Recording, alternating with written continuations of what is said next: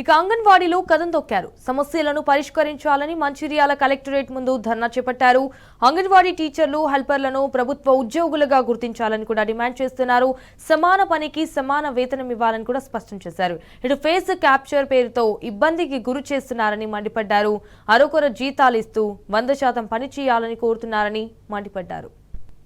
అంగన్వాడీ టీచర్లకు సంబంధించి, హెల్పర్లకు సంబంధించినటువంటి ప్రభుత్వ ఉద్యోగులుగా గుర్తించాలని, సమాన పనికి సమాన వేతనాలు ఇవ్వాలని అనేక రోజుల నుండి డిమాండ్ చేస్తున్నప్పటికీ కూడా ఈరోజు ఫేస్ క్యాప్చర్ విధానంతో ఇలా అంగన్వాడీ టీచర్లను నానా ఇబ్బందులకు గురి చేస్తున్నటువంటి ప్రభుత్వ అధికారులు ఇలా అనేక విధాలుగా సెల్లులు ఉండవు, మీరు ఇచ్చినటువంటి సెల్లులు పనిచేయవు, అయినా ఫేస్ క్యాప్చర్ చేసి 100% చేయాలంటున్నారు.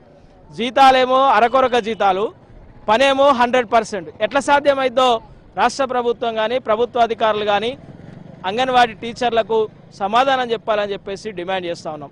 అంగన్వాడీ టీచర్లకు అంగన్వాడీ కేంద్రాలలో ఒక్కరికి కూడా రిజిస్టర్లు ఈ రోజు వరకు ఇవ్వట్లే. కొనుక్కొని తెచ్చినటువంటి రిజిస్టర్లతో మెయింటైన్ చేస్తూ ఉన్నారు. ఇది ఎవరి పాపం? ఇలా ప్రభుత్వ ఉద్యోగులు చేయాల్సిన పని కూడా అంగన్వాడీ టీచర్లు, హెల్పర్లే చేసుకుంటా ఉన్నారు.